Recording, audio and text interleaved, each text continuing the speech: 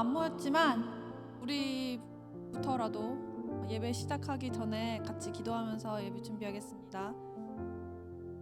이 시간 우리의 마음을 하나님께 고정하고 또 이 시간 하나님께서 우리 각자에게 주시기를 원하는 그 말씀을 우리가 들을 수 있는 마음과 그런 귀를 허락해 달라고 그렇게 기도해 주시고, 또 마음을 정돈하면서 정말 하나님만 바라볼 수 있는 그런 귀한 시간 되게 해달라고 다 같이 조용히 기도하겠습니다.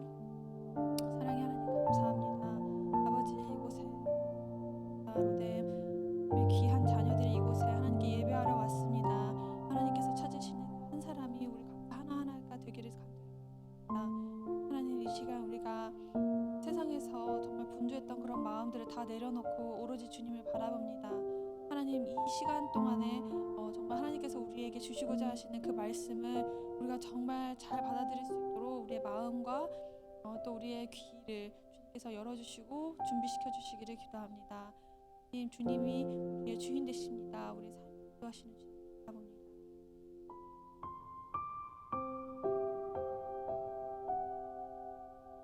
그리고 두 번째로 저희가 함께 기도할 것은 지금 과테말라 치색에 나가 있는 우리 선교팀 위해서 기도해 주시기 바랍니다. 정말 그곳에서 하나님께서 예비하신 영혼들을 한 사람도 빠짐없이 우리 치색팀이 다 만나고 돌아오게 하시고, 또 그곳에 간 우리 치색팀 선교팀 각자 한 사람 한 사람에게 하나님이 주시는 그 귀한 메시지를 다 듣고 오게 하시고, 또 우리가 생각했던 것보다, 그들이 기대했던 것보다 더 큰 하나님의 은혜와 넘치는 그런 하나님의 축복을 경험하고 돌아오는 귀한 시간 되게 해달라고, 또 그들의 건강과 안전 주님 붙잡아 달라고 우리 과테말라 치색팀 그 사역을 위해서 다 같이 기도하시겠습니다. 사랑의 하나님, 감사합니다. 우리 귀한 과테말라 치색팀 선교팀은 하나님께서 한 사람 한 사람 모아주셨습니다. 하나님, 그들이 가는 그 곳을 하나님께서 미리 예정하시고 그들을 그곳으로 초대하시고 불러주심에 감사합니다. 하나님, 우리 치색팀이 그곳에 가서 하나님께서 예비하신 그런 만남들 단 하나도 놓치지 말고, 그곳에 가서 하나님께서 기뻐하신, 하나님께서 예비하시는 그 만남들을 꼭 이루게 하시고, 또 그곳에 하나님의 복음이 전파되어서 그곳에 정말 하나님 그 예수 그리스도의 피가 뿌려지는 그런 귀한 시간 되게 해주시옵소서. 하나님, 그리고 무엇보다도 우리 가 있는 우리 과테말라 치색팀 선교팀 한 사람 한 사람, 그리고 우리 박철 목사님, 하나님 지금 이 시간을 통하여서 하나님께서 그분들 한 분 한 분에게 하나님께서 주시기를 원하시는 그런 메시지를 정말 다 듣고 올 수 있도록 마음을 열어주시고, 아버지 그곳에서 한 사람 한 사람에게 주님이 말씀하여 주시기를 아버지 간절히 기도합니다. 그리고 그들의 건강을 지켜주시고 모든 일정 정말 우리가 생각하지 못했던 것보다 생각하지 못했던 일들이 일어날 수 있지만, 아버지 그 가운데서도 하나님의 가장 아름다우시고 가장 크신 그 섭리 안에서 아름답게 그 사역이 마무리될 수 있도록 우리 과테말라 치색팀 모든 일정 가운데, 또 그들의 건강과 그런 모든 사역 가운데 하나님께서 함께하여 주시길 아버지 간절히 기도합니다. 아버지, 그들을 주님 손에 올려드립니다. 주님. 그리고 다음으로 함께 기도해 주시면 좋겠는 것은 우리 다다음 주에는 우리 또 로뎀 아마존 브라질 선교팀이 또 아마존을 향해서 선교를 나갑니다. 또 그곳에 가서 우리가 하게 될 사역들, 또 우리 아마존 선교팀 한 사람 한 사람들 기억해 주시고 기도해 주시면 감사하겠고, 또 우리가 가는 모든 그런 과정들 가운데서 오로지 하나님께서 주인 되어 주시고, 우리가 그곳에서 우리 각자에게 하나님께서 주시는 그 말씀, 그 음성을 꼭 다 빼먹지 않고 다 듣고 올 수 있게 해달라고, 건강과 모든 과정 가운데 함께 해달라고 우리 브라질 아마존 선교팀 위해서 다 같이 기도하시겠습니다. 사랑의 하나님, 감사합니다. 주님께서 사랑하시는 우리 로뎀 아마존 선교팀 주님 손에 올려드립니다. 아버지, 우리가 정말 부족하지만 주님께서 한 사람 한 사람 불러주셨고 또 그곳으로 초대해 주셨음을 믿습니다. 하나님, 그곳에서 하나님께서 우리에게 주시는 그 음성을 단 한 사람도 빠짐없이 다 듣고 오게 하시고, 아버지 그곳에서 하나님 먼저 가서서 하나님 모든 일들을 다 해놓으시고 우리를 하나님의 그 일하심을 보게 하심이 주님 감사합니다. 하나님, 그곳에서 우리가 사역을 진행할 때에 정말 그 모든 과정 가운데서 하나님이 주인 되어 주시고, 우리의 생각이 아닌 오로지 하나님의 생각 가운데 하나님의 인도하신 가운데 모든 것들이 프로그램이 진행되게 하여 주시옵시고,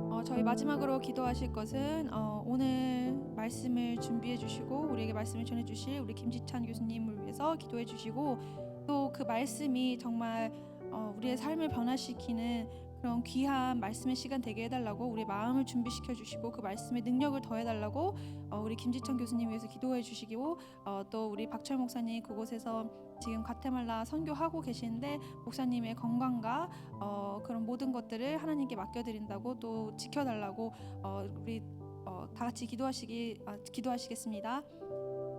사랑이 많으신 하나님 감사합니다. 우리 귀한 김지찬 교수님을 이거 우리 강한용사 로덴 공동체 가운데 불러주셔서 귀한 말씀 전하게 하심을 주님 감사합니다. 하나님, 우리가 그 말씀을 받아서 정말 하나님께서 우리의 삶을 변화시키는 것을 우리가 경험하는 각자 한 사람 한 사람 되게 하여 주시고, 그 말씀의 능력을 더하여 주시고, 아버지 그 말씀이 정말 우리의 삶을 변화하는 그런 귀한 말씀의 시간 될 수 있도록 도와주시옵소서. 주님, 우리 귀한 박철 목사님 영육간에 강건함 주시고 그곳에서 사역하실 때에도 건강 하나님께서 붙들어 주셔서 아무 문제 없이 정말 무사히 잘 마치고 돌아오실 수 있도록 하나님 인도하여 주시옵소서. 하나님, 이 시간 우리 강한용사 로뎀 하나님 앞에 나와서 예배드립니다. 하나님, 예배의 시작입니다. 마치는 그 순간까지 모든 과정 가운데 하나님 주인 되어 주시고, 또 이곳에 있는 각 사람 한 사람 우리 청년들을 주님께서 깊이 만나 주세요. 감사드리며 예수님의 이름으로 기도합니다. 아멘.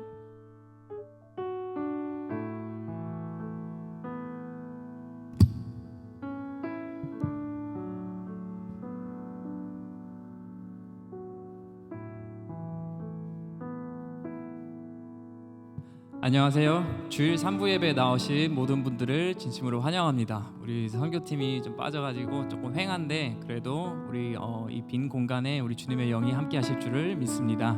우리 좀 소수지만 그래도 우리 앞뒤 좌우에 있는 사람들하고 우리 잘 오셨습니다 하고 잠깐 환영의 인사 가지는 시간 갖도록 하겠습니다. 잘 오셨습니다. 잘 왔어요. 네. 우리 이렇게 한번 고백해 볼까요? 예수님은 나의 좋은 친구 되십니다. 예수님은 나의 좋은 친구 되십니다. 네, 한 번 더. 당신도 나의 좋은 친구입니다. 당신도 나의 좋은 친구입니다. 네, 감사합니다. 우리 이 시간 우리 주님께 감사의 박수 올려드리고 우리 찬양하며 나가도록 하겠습니다.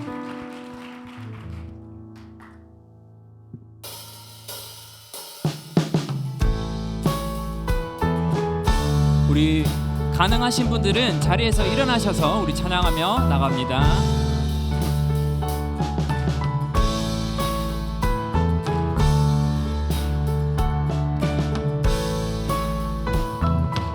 완전한 사랑 보여주신 구세주 그분 하나요. 그 아들 우리에게 주신 하나님 그분 하나요. 그 사랑 알기에 그 아들 나는 믿네. 날 이끄소서. 아멘.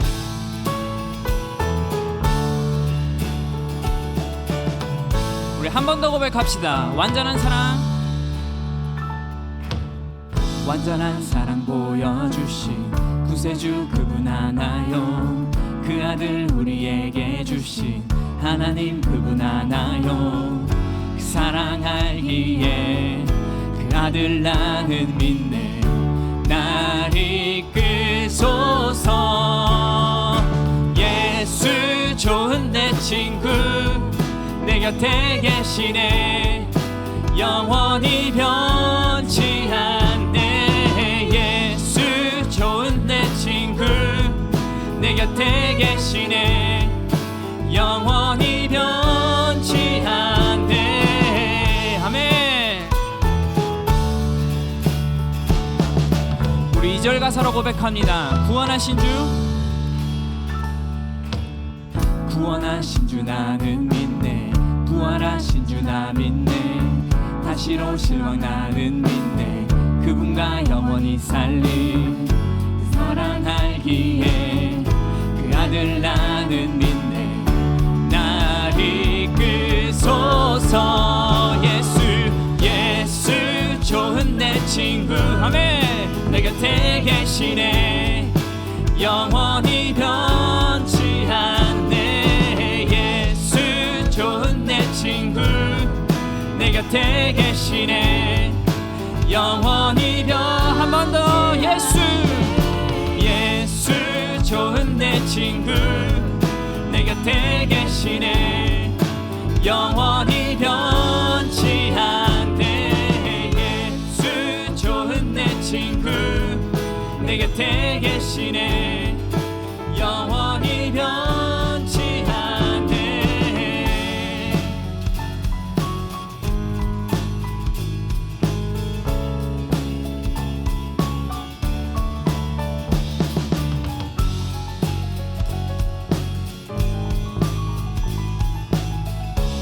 우리 영원히 변치 않는 주님의 사랑을 노래합시다. 영원히 변치 않네. 영원히 변치 않네. 영원히 변치 않네. 영원히 한 번 더 영원히 변치 않네. 영원히 변치 않네. 영원히 변치 않네. 영원히 변치 않네. 영원히 변치 않네. 예수 좋은 내 친구 내 곁에 계시네. 영원히 변치 않네. 예수 좋은 내 친구 내 곁에 계시네. 영원히 마지막으로 예수 좋은 내 친구 영원히 예수 좋은 내 친구 네 곁에 계시네. 영원히 변치 않네. 아멘. 변치 않으신 주님을 찬양합니다. 할렐루야.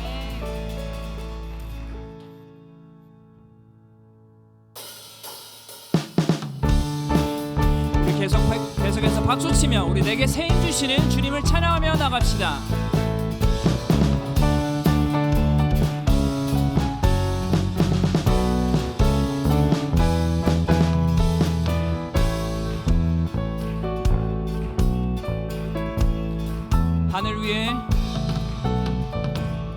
하늘 위에 주님 밖에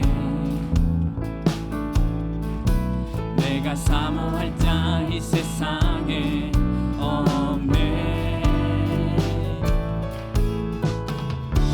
내 맘과 힘은 믿을 수 없네. 오직 한 가지 그 진리를 믿네. 주는 나의 힘이요. 주는 나의 힘이요. 주는 나의 힘이요. 영원히 주를 의지하. 주는 나의 힘이요. 주는 나의 힘이요. 주는 나의 힘이요. 영원히 주를 의지하. 영원히 우리 다시 한번 처음부터 하늘 위에 주님 밖에 내가 사모할 자 이 세상에 없네. 내 맘과 힘을 믿을 수 없네. 오직 한 가지 그 진리를 믿네. 주는 나의 힘이요. 주는 나의 힘이요. 주는 나의 힘이요. 영원히 주를 의지하. 주는 나의 힘이요. 주는 나의 힘이요. 주는 나의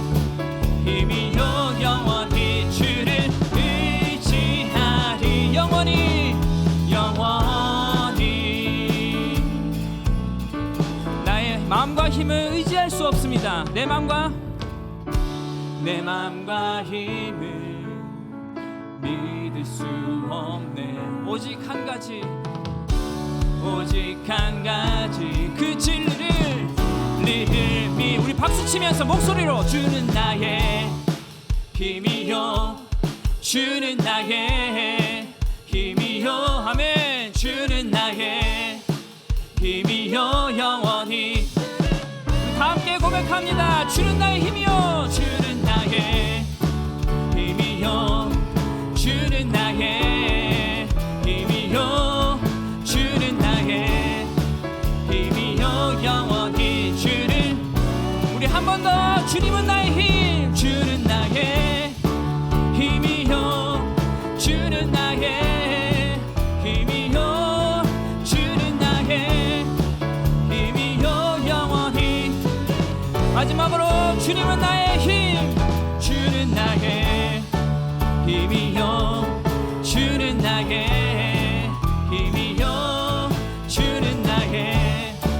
힘이요 영원히 주를 의지하리 영원히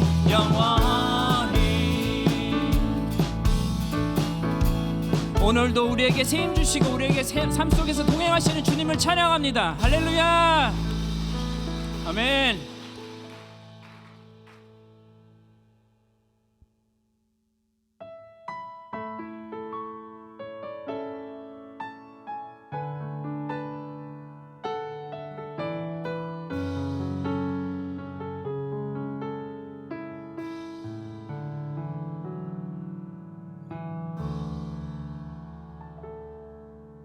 하나님의 부르심에는 후회하심이 없네.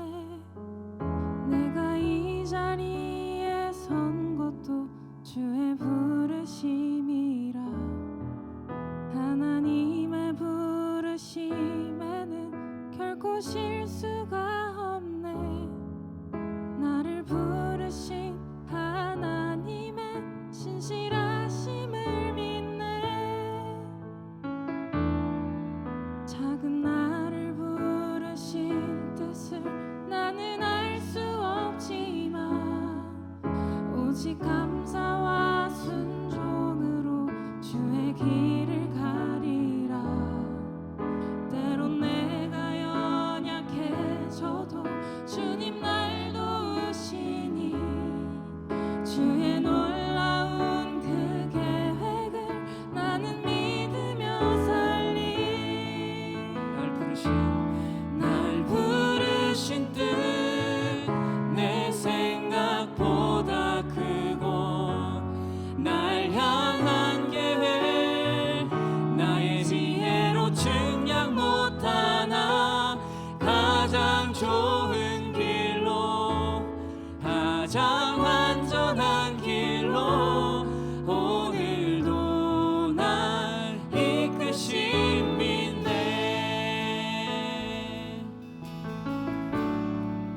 하나님의 부르심에는 후회하심이 없네. 내가 이 자리에 선 것도 주의 부르심이. 하나님의 부르심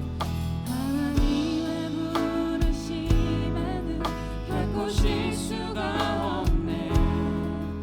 나를 부르신 하나님의 신실하심을 믿네. 작은 나를 부르신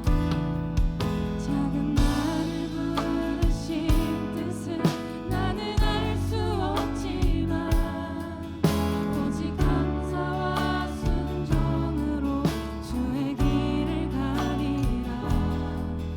때론 내가 연약해져도 주님 날 도우시니 주의 놀라운 그 계획을 나는 믿으며 살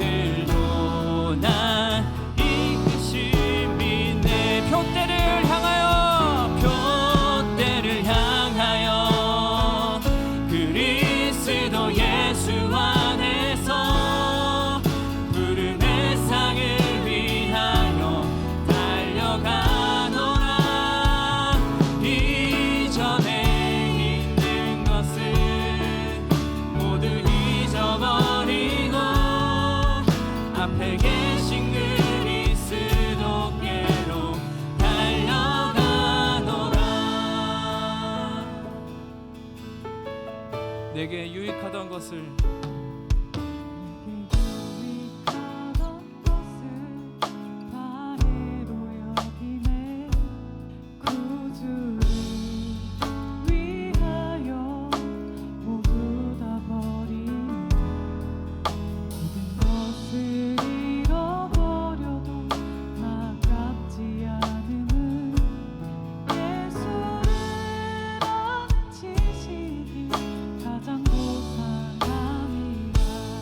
육체를 신뢰하지 않고 겸손한 마음으로 부활의 능력과 고난에 참여하며 그의 죽으심을 본받아 그리스도를 얻고 예수의 안에서 발견되려 합니다. 롯데를 향하여 그리스도 예수 안에서 부름의 상을 위하여 달려가노라. 이전에 있는 것을 모두 잊어버리고 앞에 계신 그리스도께로 달려가. 율법에서 난 것이 아니요 오직 그리스도를 믿는 믿음으로 난 것이라. 표대를 향하여 그리스도 예수 안에서 부름의 상을 위하여 달려가노라. 이전에 있는 것은 모두 잊어버리고 앞에 계신 그리스도. 우리 한 번 더 고백합니다. 표대를 향하여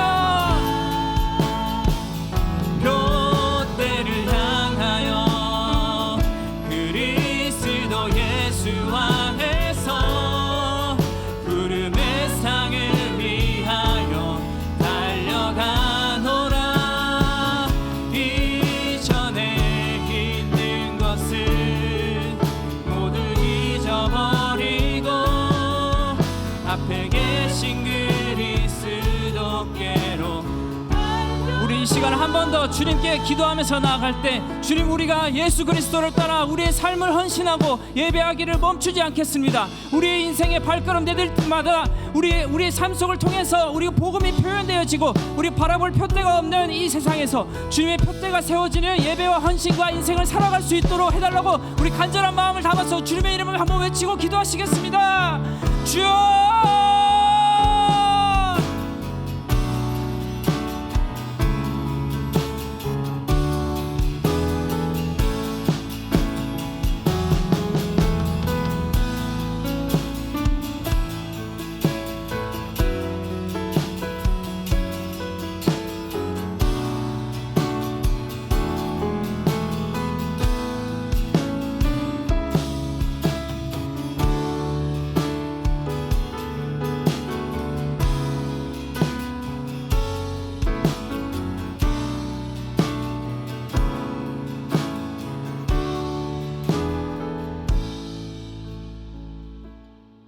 사랑이 많으신 하나님 아버지, 우리 강한 용사와 로뎀 공동체를 하나님 앞에 나와 예배할 수 있게 해주셔서 너무 감사합니다.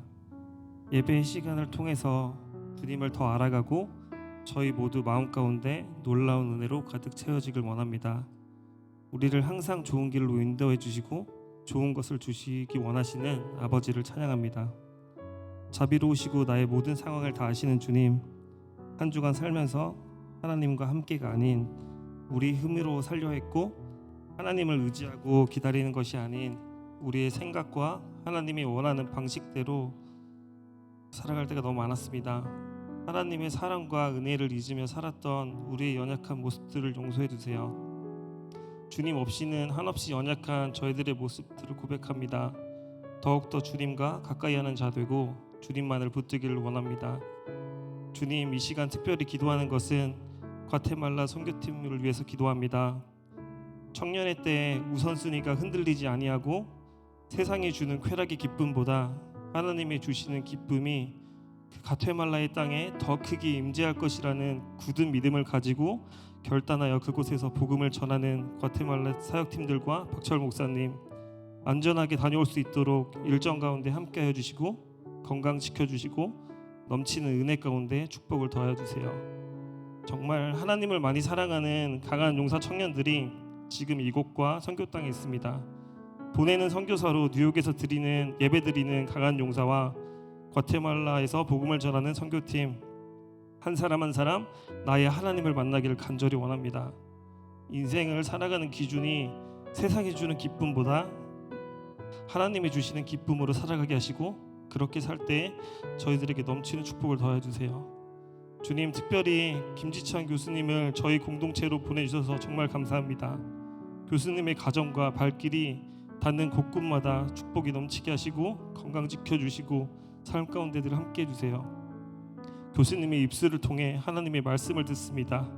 말씀을 전하실 때 힘과 지혜를 더해 주시고 하나님의 말씀이 선포될 때 그 말씀이 우리를 깨우고 살리는 역사가 있기를 기도합니다. 우리의 마음을 열어주시고 듣는 귀도 열어주세요. 이 귀한 예배의 시간을 최선을 다해 하나님께 올려드리길 원합니다. 예배의 처음과 끝을 주님께 맡기고 감사드리며 지금도 살아 역사하시는 예수 그리스도의 이름으로 기도드렸습니다.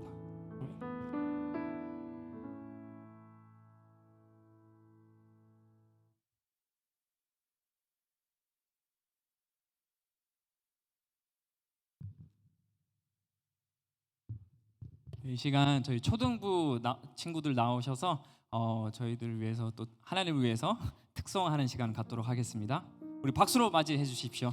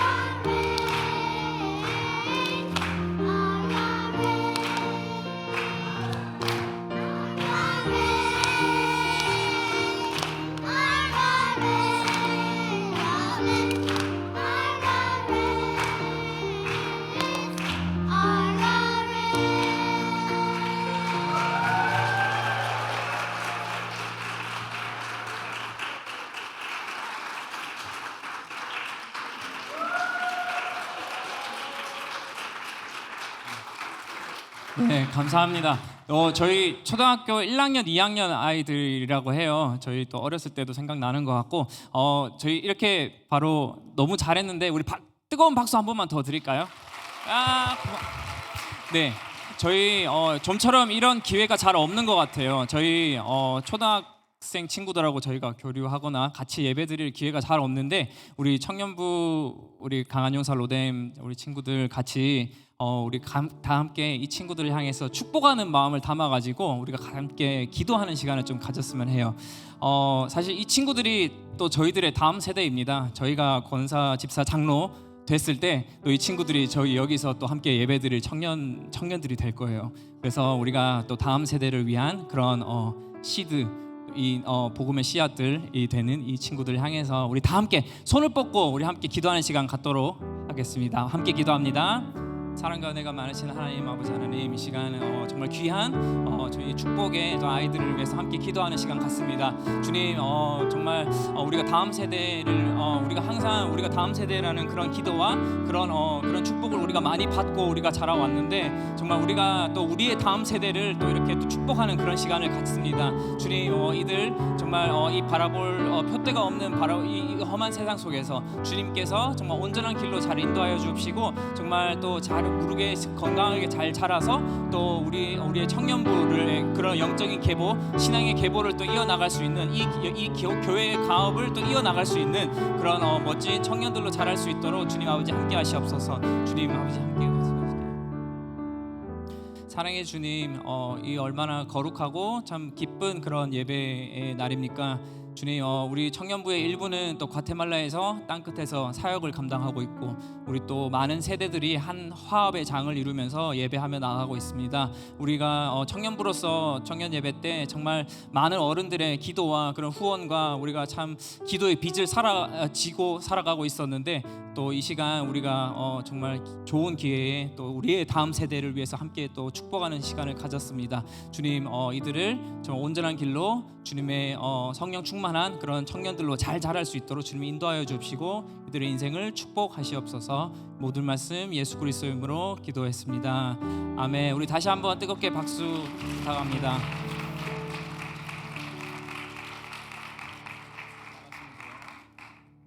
고마워요.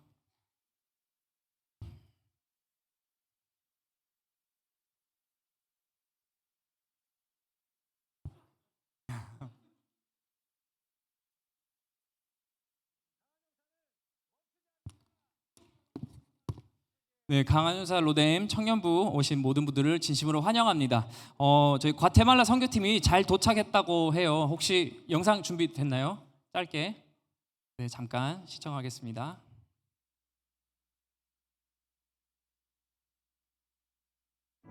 강한 용사는 멈추지 않는다. 저희 과테말라 지색에 어저께 잘 도착했습니다. 오늘부터 본격적으로 저희가 준비한 사역들이 진행되게 되는데요. 저 뒤에 지금 해가 떠오르고 있습니다. 떠오르는 해처럼 저희가 사역을 건강하게 잘 마무리하고 돌아가도록 하겠습니다. 계속해서 기도해 주시고요. 함께 중보로 선교 사역에 동참해 주시면 감사하겠습니다. 진심으로 사랑하고 축복합니다. 안녕히 계세요. 예!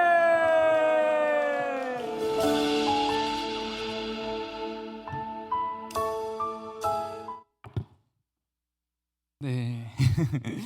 네, 오늘부터 사역도 진행된다고 하니 여러분 함께 중보해 주시고요. 또 다음 주 금요일에 또 아마존 선교팀이 바로 또 출발을 해요. 이렇게 청년부에서 2개의 선교팀이 동시에 이렇게 또 파송받는 경우는 잘 없는 것 같아요. 정말 축복된 것 같고 함께 계속해서 기도해 주시길 바랍니다. 저희 간지와 이렇게 주보를 보시면은 오늘은 예배 후에 또래 모임으로 진행되니까 간지를 참조해 주시고요. 혹시 내 이름이 안 들어가 있거나 내가 오늘 처음 왔어요 하시는 분들은 예배 후에 저와 만나시면 되겠습니다. 또 그리고 나머지 광고들은 주보를 참조해 주시고요. 오늘 각설하고 오늘 특별한 게스트 스피커를 모시게 되는데요. 총신대 학교에서 구약학을 가르치시는 김지찬 교수님께서 오늘 하나님과 씨름하라라는 제목으로 말씀을 전해 주시는데 우리 그 전에 앞서서 우리 성경 봉독을 하도록 하겠습니다. 창세기 32장 22절 32절 본문 말씀을 우리 주님을 경외하는 마음으로 우리 다 같이 일어나셔서 우리 함께 봉독하도록 하겠습니다.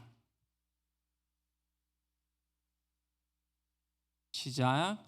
밤에 일어나 두 아내와 두 여종과 11 아들을 인도하여 압복 나루를 건널세 그들을 인도하여 시내를 건너가게 하며 그의 소유도 건너가게 하고 야곱은 홀로 남았더니 어떤 사람이 날이 새도록 야곱과 씨름하다가 자기가 야곱을 이기지 못함을 보고 그가 야곱의 허벅지 관절을 치매 그 사람과 씨름할 때에 어긋났더라. 그가 이르되 날이 새려하니 나로 가게 하라. 야곱이 이르되 당신이 내게 축복하지 아니하면 가게 하지 아니하겠나이다. 그 사람이 그에게 이르되 내 이름이 무엇이냐? 그가 이르되 야곱이니이다. 그가 이르되 내 이름을 다시는 야곱이라 부를 것이 아니요 이스라엘이라 부를 것이니 이는 내가 하나님과 및 사람들과 겨루어 이겼습니다. 야곱이 청하여 이르되 당신의 이름을 알려주소서. 그 사람이 이르되 어찌하여 내 이름을 묻느냐 하고 거기서 야곱에게 축복한지라. 그러므로 야곱이 그곳을 그네이라 하였으니 그가 이르기를 내가 하나님과 대면하여 보았으나 내 생명이 보존되었다 함이더라. 그가 브니엘을 지날 때에 해가 돋았고 그의 허벅다리로 말미암아 절었더라. 그 사람이 야곱의 허벅지 관절에 있는 둔부의 힘줄을 쳤으므로 이스라엘 사람들이 지금까지 허벅지 관절에 있는 둔부의 힘줄을 먹지 아니하더라. 아멘. 네, 우리 이 시간 김지찬 교수님 나오실 때 우리 뜨거운 박수로 환영하며 예배드리겠습니다.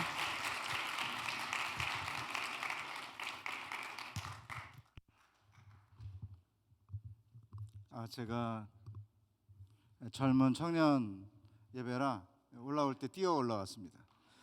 안 늙었다는 걸 보여주려고.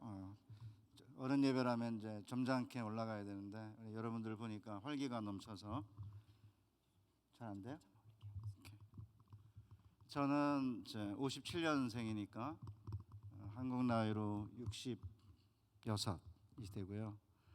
큰 딸애가 85년생이고 둘째가 87년생 아들, 셋째가 95년생 아들 이렇게 있습니다. 85년생 딸은 결혼한 지 8년 만에 딸을 낳아서 이제 걔가 돌이 되었습니다.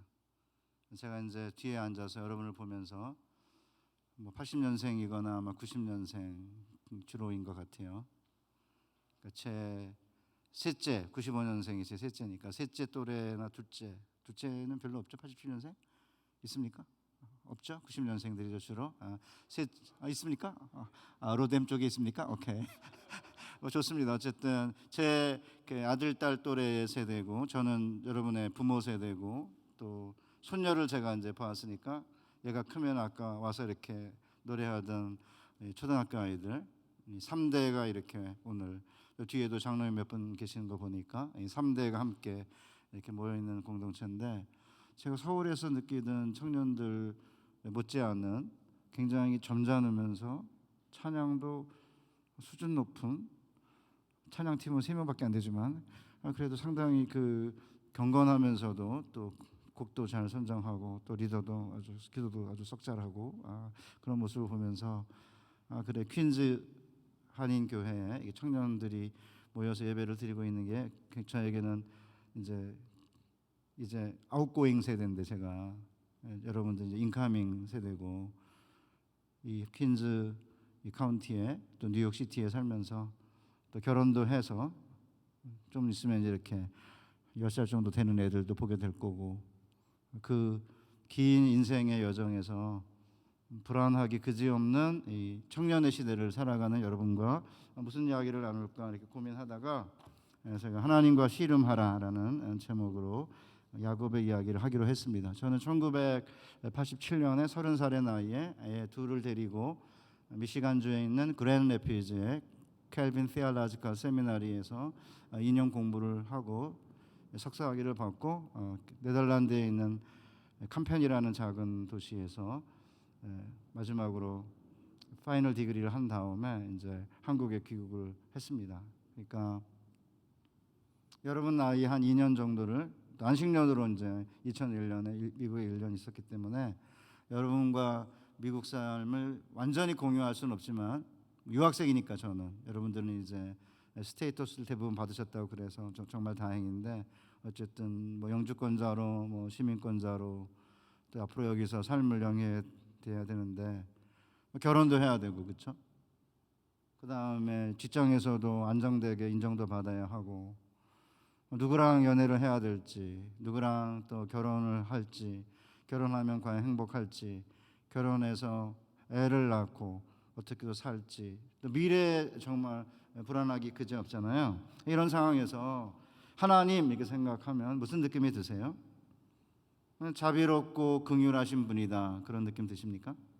아니면 다른 사람들한테는 자비롭고 긍휼할지 모르지만 나한테는 유독 야박하고 인색한 분으로 느끼지 않으십니까? 저는 사실은 오랜 동안 하나님을 생각하면 야박하고 인색한 스크루지 영감처럼 느낌이 들었습니다.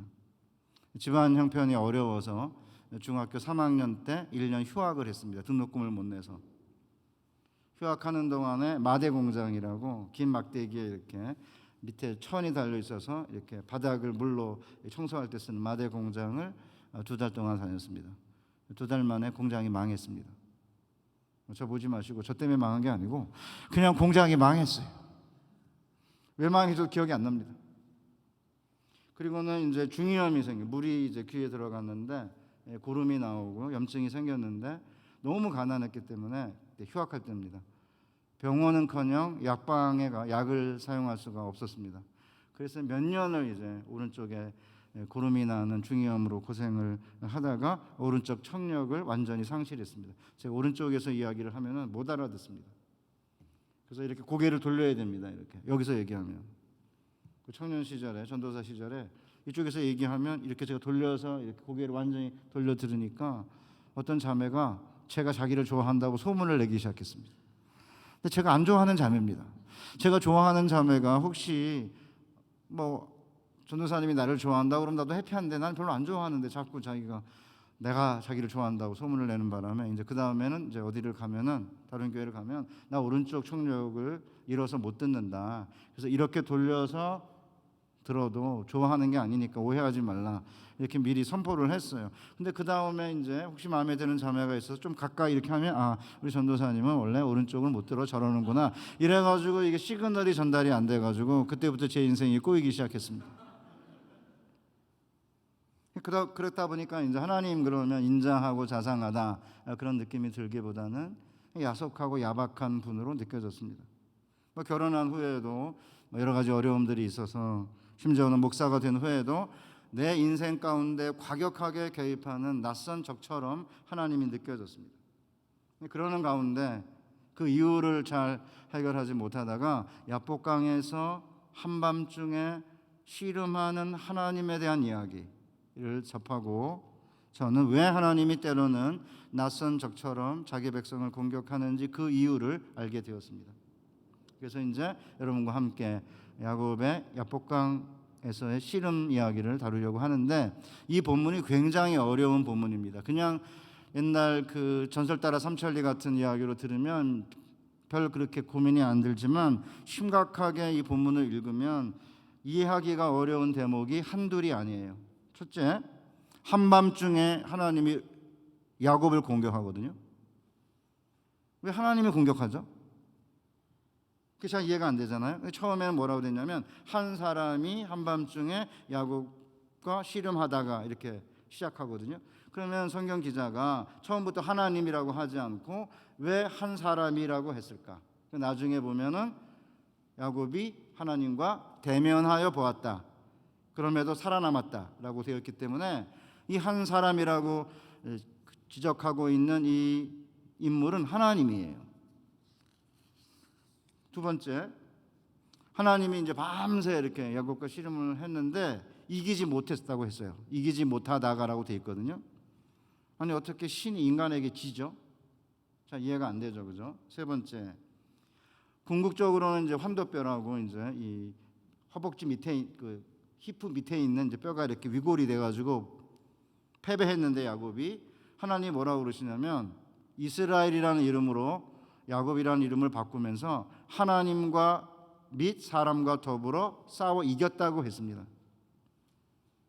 아니 어떻게 야곱이 패배했는데 하나님이 하나님과 더불어 싸워 이겼다고 했을까요? 그 다음에 하나님의 얼굴을 보았는데 살아나거든요. 본문에 보면은 날이 새려하니 나로 가게 하라 이러거든요. 하나님이 뭐 야행성 귀신도 아니시고 아니 햇볕이 이렇게 뜨면은 왜 가야 되죠? 그래서 어떤 사람은 야곱이 싸운 인물이 깨워주세요. 야곱이 제가 학교에서 선생질을 하기 때문에 졸면 제가 깨우고 이래요. 교회에서 목사님들은 잘 주무신다 그러시지만 왜 이 하나님이라고 이렇게 지칭되는 분이 왜 밤에 공격을 하고 날이 새려 하니까 나로 가게 하라고 할까? 몇 가지 굉장히 이렇게 이해하기 어려운 대목인데 여러분이 보시면 알지만 굉장히 애매모호하고요. 굉장히 신비로워요. 성경이 이게 핵심이에요. 이게 매력이에요. 우리의 인생 전부 신비덩어리거든요. 여기 앉아있는 우리 젊은 형제 자매들 제가 이렇게 보고 자매 형제들 보고 있으면 다 신비 아닙니까? 다 생김새도 다르고 배경도 다르고 그 안에 생각하는 것은 우주잖아요. 우주가 담겨 있잖아요. 여러분 안에 신비죠. 누구랑 만나서 결혼해서 아이를 낳고 살아가는 이 모든 게 신비해요. 무엇은 가능하고 무엇은 불가능한지, 사람은 변화가 되는지 변화가 되지 않는지, 인간의 본성은 악한지 악하지 않은지, 인간의 역사는 개선되는지 개선되지 않는 방향으로 가는 건지, 끊임없이 1과 0 사이를 무한 진동하는 건지, 과연 우리의 삶 속에 가능한 것 불가능한 건 뭔지, 하나님이란 존재가 과연 있고 그분이 우리의 삶에 어떻게 구체적으로 개입하는지, 이런 부분들은 다 신비예요. 이런 신비의 문제를 다루고 있는 성경이기 때문에 성경은 신비 덩어리인 거죠. 이거를 합리적으로 설명하기 시작하면은 해석이 잘 안 돼요. 그래서 그냥 본문을 이렇게 놓고 본문이 뭐를 말하는지를 자세하게 하나씩 풀어나가다 보면 그게 바로 우리의 삶의 이야기고 우리의 신비로운 삶의 실존의 모습임을 알게 되거든요. 그래서 이제 여러분들 다 여기 와서 공부도 하고 직장도 얻었으니까 다 인텔리전트인데 저랑 함께 오늘 좀 심각한 본문을 다루면서 하나님과 씨름하자라는 제목으로 말씀을 전하겠습니다. 첫째, 하나님 왜 야곱을 공격했을까요? 여기서 씨름하다라고 하는 동사가 히브리어로 아바크예요. 그런데 이 아바크라는 동사는 아바크 뒤에가 좀 길어요. 먼지라고 하는 명사에서 나온 동사입니다. 그러니까 직역하면 먼지를 뒤집어 쓰다예요. 그러니까 야곱이 누구랑 밤에 이제 씨름을 하고 있는데 하나님이 그 먼지를 뒤집어 쓰면서 이제 야곱과 이제 씨름을 한 거죠. 그러니까 씨름하다는 동사는 아닌데 먼지를 뒤집어 쓰다이니까 이거를 번역하기가 어렵잖아요. 뭐 그렇다고 뭐 권투 경기를 하다 이렇게 할 수는 없잖아요. 그렇죠? 권투를 하면은 먼지를 뒤집어 쓰진 않겠죠? 이렇게 씨름을 해야 이렇게 뭐 이게 그 서구의 이게 레슬링이든 한국의 씨름이든지 간에 이렇게 온몸을 붙잡고 이렇게 온몸을 뒹굴면서 이제 싸워야 이제 이렇게 먼지가 나잖아요. 이거 정말 재밌는 건데요. 하나님의 얼굴을 보려면 여러분 어떻게 해야지 가장 잘 상대방의 얼굴을 보죠? 저는 주짓수나 이런 이제 경기를 모르는데 저는 옛날에 고등학교 다닐 때 씨름을 했어요. 유도를 했어요. 유도는 씨름하고는 조금 다르지만 그래도 상대방의 그 유도복을 잡고 이렇게 넘어뜨리고 또 위에서 막 이렇게 조르고 이렇게 하기 때문에 몸과 몸이 부딪혀요.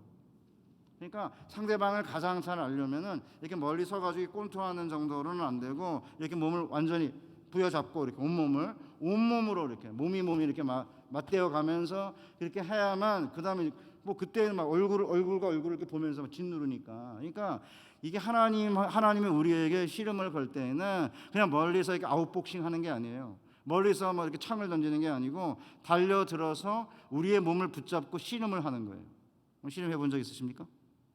남녀 관계도 마찬가지죠. 스킨십을 하면 그 다음에 아주 깊이 상대방을 알잖아요. 그러니까 이게 씨름을 하는 거죠. 씨름하면서 상대방이 누군지를 알죠. 남녀 관계도 마찬가지입니다. 손 정도 잡아가지고는 잘 몰라요. 그렇지만 저는 우리 애들에게 절대 연애할 때는 손만 잡아야 된다. 그러니까 우리 애들이 아니 미쳤어요 아빠 무슨 손만 잡고 그게 무슨 연애냐. 그럼 오케이 손까지는 괜찮고 그 다음에 이렇게 안는 거는 내가 잘 모르겠는데 여기에 뽀뽀하는 것까지는 내가 용인을 한다. 그 이상은 안 된다. 이건 공식적인 겁니다. 저는 더 이상 나갈 것을 기대하진 않지만 기대하면 안 되죠. 나갈 것을 예측합니다. 왜냐하면 연애하면 그 이상으로 나갈 수 있는 가능성이 무한하거든요. 그렇게 몸과 몸이 이렇게 부딪혀야만 상대방을 알기 때문에 하나님이 이제 밤중에 야곱을 이제 씨름을 걸은 거예요. 온몸에 이제 먼지를 뒤집어 쓰면서 한밤중에 누가 먼저? 하나님이. 그러니까 하나님이 자기가 누군지 알리지 않고 우리의 삶에 개입하는 거예요. 이게 신비인 거예요. 만약에 우리를 공격하는 사람이 누군지를 적이 누군지 알면 잘 대적할 수 있고 잘 대처할 수 있는데 누군지 모르는 거죠. 적이 누군지. 그럼 여러분 낯선 적처럼 한밤중에 무엇인가 나를 공격한다면 어떤 반응 보이세요? 죽을 힘을 다해 씨름합니까? 아니면 바로 포기합니까? 이 한밤중에 자기를 공격하는 낯선 적이 다가오면서 씨름을 거니까 흥미로운 것은 이 야곱이 씨름을 했는데 하나님을 이기고 있었어요. 25절 상반절에 보면 자기가 야곱을 이기지 못함을 보고 누가? 하나님이. 희한하죠. 아니 어떻게 하나님이 야곱을 이기지 못하죠? 우리는 여기서 야곱을 본받아야 돼요. 하나님이 야곱을 이기지 못할 만큼 야곱이 씨름을 하고 있는 거죠. 아니 야곱은 하나님과 씨름만 한 게 아니라 사람과도 씨름을 했어요. 그래서 내가 하나님과 및 사람과 더불어 싸워 이겼다고 그러거든요. 그러니까 야곱의 인생을 보면 하나님과 싸울 뿐만 아니라 사람과 더불어 싸워요. 이스라엘이라는 이름으로 바꿔주면서 내가 하나님과 사람과 더불어 싸워 이겼다고 했잖아요. 우리가 다 알다시피 교회 좀 나오면 금방 야곱의 이야기는 자주 듣거든요. 어머니의 태에서부터 싸웠어요. 쌍둥이랑 10개월 만에 이제 어머니의 자궁에서 바깥으로 나갈 시간이 되었는데 이 태 안에서 얼마나 이 공간을 놓고 치열한 싸움을 싸웠든지 리브가가 내가 어쩌자고 임신을 했는고 이렇게 고백해요. 하나님한테 가서. 우리 성경은 좀 부드럽게 번역되어 있는데 내가 어쩌자고 내가 이러자고 임신을 했는고 한 거 보니까 쌍둥이 두 놈이 이 배 안에서 아주 난리를 친 것 같아요. 그럼 나중에 이제 우리 자매들 결혼하면 임신하면 알고 우리 형제들도 이제 아내가 임신하면 이렇게 배에다 한번 손 좀 대보면 갑자기 뿔떡뿔떡 튀어나와요. 그러니까 안에서 여성들이 10개월 동안 아이를 이렇게 잉태하고 출산하는 건 진짜 신비해요. 그럼 여러분은 누구 거냐? 우리 앞에 있는 우리 회장 같은데 누구 거야? 누구 거냐고? 하나님 거. 그렇지. 교회 회장이니까 하나님 거라고 그래야지. 인간적으로 누구 거예요? 인간적으로 누구 거예요? 근데 잘못 키웠다니까. 이 키워봤자 남자 새끼들은 아무 소용이 없는 거예요. 죄송합니다. 제가 굉장히 속된 말을 사용했어요. 엄마 거예요. 엄마 거. 엄마가 뱃속에서 10개월 동안 만들었잖아요. 뭐가 여자친구 거야. 이거 심각하네 정말. 목사님 어떻게 가르치신 겁니까? 연애만 가르치셨습니까? 어떻게 된 겁니까? 그건 사실은 정말 행복한 고민이야. 잘했어요. 오케이. 여자친구한테 여자친구 거라고 그래요. 오케이. 근데 실제적으로는 엄마 건 거예요. 아빠는 조금 역할을 했지만 엄마가 뱃속에서 10개월 동안 아니 조각을 했으면 조각가의 소유 아닙니까? 10달 동안 뱃속에서 키웠는데 그게 누구 거예요? 엄마 거잖아요. 그런데 이 안에서 10개월 동안 같이 이렇게 애가 자라면서 하나만 있어도 그 공간이 작잖아요. 그런데 이 조그만 공간 안에 두 놈이 들어가 있으니까 이게 어마어마하게 영양분과 관심과 공간을 찾아 싸웠던 것 같아요. 그런데 이제 마지막 출산 경쟁에서 야곱이 진 거예요. 끝내 잡은 게 뭐냐? 발뒤꿈치, 형의 발뒤꿈치. 그래서 야곱이 된 거 아닙니까? 그러니까 이게 출산 경쟁의 패배는 전 인생을 결정하는 패배인 거예요. 왜냐하면 고대 근동 아시아나 이스라엘에서는 장자는 차남의 유산의 2배를 받아요. 부자가 되는 방법이 뭐냐? 비트코인, 주식 아니에요. 재테크로 부자 될 확률은 5%라고 그래요. 아주 솔직한 그 경제학자들은 첫째가 뭐냐? 아버지의 유산. 둘째가 뭐냐? 사업. 재테크로 부자가 될 확률 5%. 전 그게 맞는 것 같아요. 그래서 요새는 이제 뭐 남자나 여자의 경제적으로 볼 때 그 개인의 어떤 샐러리를 보는 게 아니고 부모의 경제력. 부모가 유산이 한 30억, 40억 되면 그건 평생 우리가 벌어도 벌지 못할 어마어마한 재산이기 때문에 한국에서는 요새 뭘 보냐? 부모의 경제력을 본다 그래요. 그래서 요새 MZ세대나 젊은 세대는 굉장히 영리한 거죠. 합리적이고. 왜냐하면 부자가 될 수 있는 방법은 그게 가장 빠른 방법이라고 지금도 다 그래요. 비트코인 하면 망해요. 얼마 못 가요. 주식 돈 벌 가능성 거의 없습니다. 왜냐하면 거기에 들이는 그 에너지가 너무 큰 거예요. 돈을 번다 하더라도. 제가 이야기를 하려고 하는 건 아니고 저는 경제학자도 아니니까. 그러니까 이제 태어나면서 출산 경쟁에서 한 번 패배했는데 그 한 번의 패배가 그의 인생 전체를 좌우한 거죠. 그런데 야곱은 그거를 용납할 수가 없는 거예요. 한 번의 출산 경쟁의 패배가 인생 전체를 좌우하게 용납할 수 없다. 그래가지고 이제 씨름을 시작하죠. 우리 야곱에게서 배워야 돼. 왜요? 한국처럼 학벌과 직업을 중요하게 여기는 사회는 없습니다.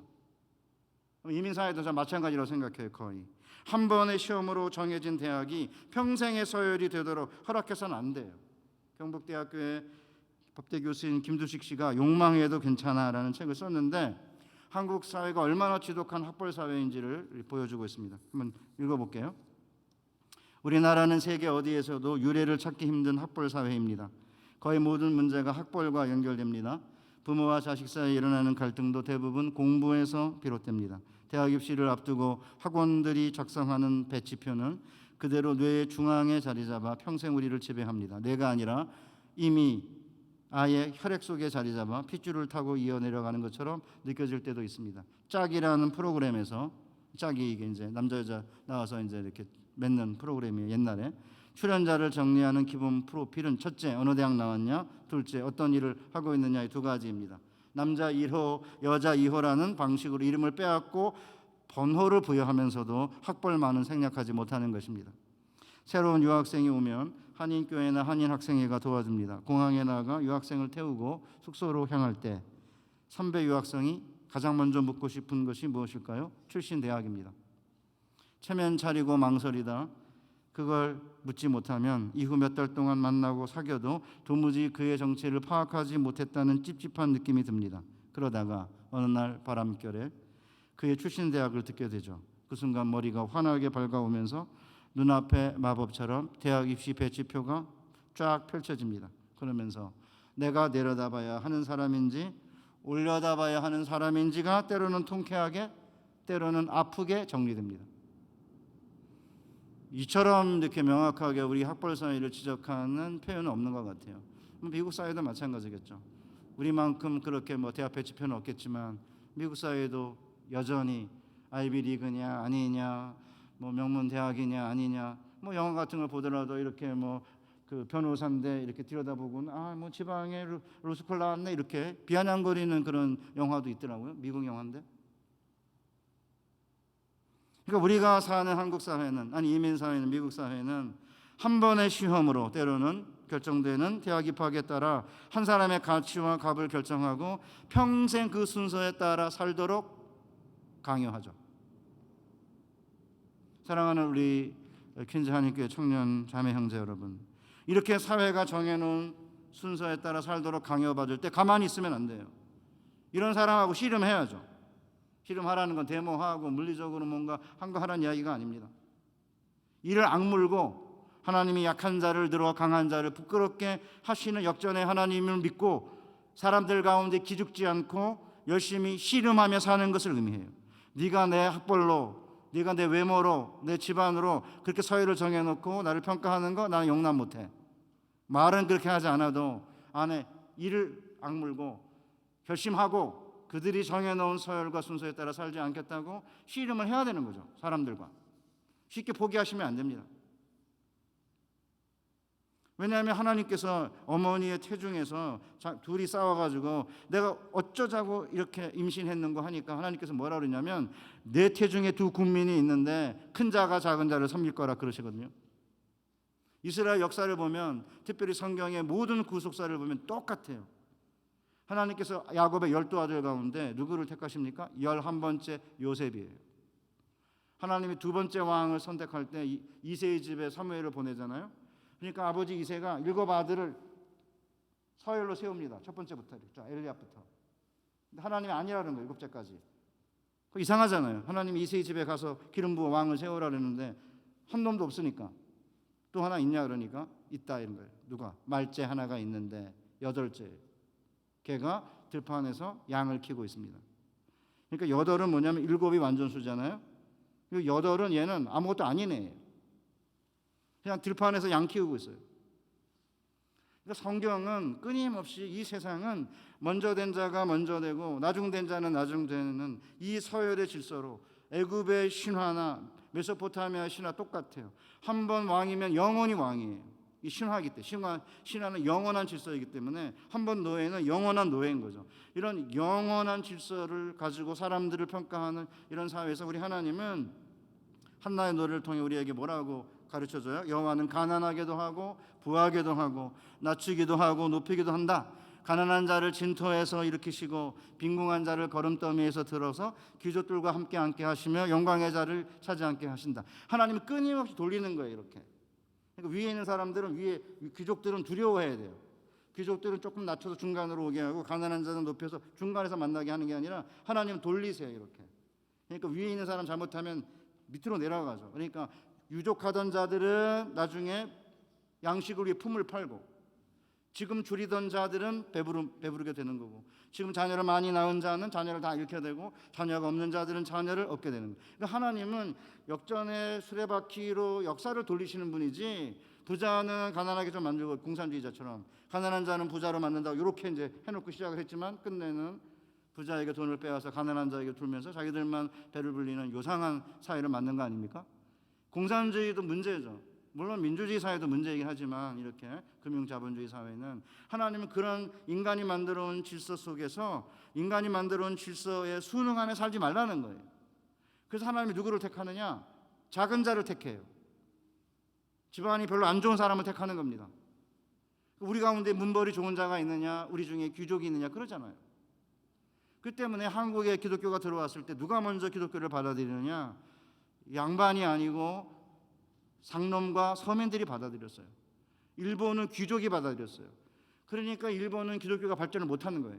근데 한국은 소위 말하는 상놈들과 그다음에 서민들과 사실은 하층민들이 기독교를 받아들이면서 이렇게까지 성장을 했는데 이제 한국 사회가 이제 점차 이렇게 발전하면서 기독교인들조차 점차 이제 이 사회에 편입되면서 사회가 만들어 놓은 질서 속에 편입이 돼 가지고 이 세상의 질서의 기준을 가지고 교회 안에 들어와서도 교회의 질서를 만들려고 하는 요상한 일이 생긴 거죠. 그런 상황에서 우리 청년들이 해야 되는 일이 뭐냐? 세상에 정해놓은 질서에 순응하지 말라는 거예요. 그래서 이스라엘 백성들이 6월절이 되면은 자매들이 묻잖아요. 이날은 무슨 날이냐? 우리가 왜 이렇게 누룩을 넣지 않은 떡과 쓴나물을 먹느냐? 그러면 뭐라고 하는 줄 아세요? 이스라엘 백성들이 가르쳐야 될 게 뭐냐? 우리는 애굽의 종이었다. 이미 애굽에서 탈출해가지고 사실 가나안 땅에 들어온 다음에 수천 년이 지난 후에도 이스라엘인들은 우리가 과거에 애굽의 종이었다가 아니에요. 우리가 애굽의 종이었다 이렇게 말해요. 왜요? 과거에 애굽에서 종이었을 때 그 애굽의 신화, 황제는 영원한 황제고 종들은 영원히 종들이죠. 400년 동안 애굽의 종 노릇했는데 이스라엘이 아무리 부르짖어도 애굽의 신들은 귀를 기울이지 못해요. 왜냐하면 기존 질서의 신이기 때문에. 그렇기 때문에 노예의 하나님이신 히브리인의 하나님인 여호와께서 이스라엘 백성들을 애굽의 종됨으로부터 건져내가지고 가나안 땅과 자유를 주신 것은 이 세상의 어떤 노예로 만드는 질서에 편입되지 말고 동물처럼 먹고 마시는 거 준다고 애굽의 고기 까마 옆에 있게 해준다고 그 노예됨을 그대로 받아들이지 말고 저항하라는 거예요. 그래서 우리 프로테스탄트가 저항이에요 원래. 그러니까 우리 청년들이 미국 사회에 이제 있으면서 얼마나 힘들겠어요. 제가 한국에 가서도 뭐 여러 가지 가지고 키로 따지고 외모로 따지고 학벌로 따지고 이런 게 힘든데 미국 사회에 이렇게 있으면 제가 미국에 3년 있으면 제일 기분 나쁜 게 뭐냐면 맨날 이렇게 봐야 돼요. 정말 기분 나빠. 맨날 이렇게 봐야 되니까. 나보다 다 키가 크니까. 키 큰 분들은 이렇게 같이 보겠지만 3년 내내 너 정말 이게 너무 꼴보기 싫어가지고 제가 미국 빨리 가자 한국 가자 이래가지고 이제 한국 갔는데요. 이 세상 다 똑같아요. 화란도 마찬가지. 화란에 제가 4년 있었는데 화란은 조금 이렇게 미국보다는 좀 나아 보이거든요. 그렇게 막 깔아뭉기고 그런 거 잘 안 하는 것처럼 보이는데 제가 뭐 우리나라에서 나온 해물이 뭐 이렇게 오염됐다고 그러길래 아니 북해에서 그 북해에 있거든요. 네덜란드 옆에 북해예요. 거기서 나온 것도 이렇게 이제 오염됐다 그러니까 막 웃으면서 얘네가 우리를 웃기게 뭐 그렇게 비판하네 막 이러시 저를 도와주는 이제 장로님이신데도 이 화란 사람들도 끝내는 유럽인들의 우월함을 갖고 있구나 그걸 느꼈고요. 그건 어쩔 수 없어요. 우리 한국에 오는 뭐 스리랑카, 뭐 태국, 베트남 뭐 이런 다민족 이 사람들 보면 우리 한국 사람들 우월감을 가지고 대하거든요.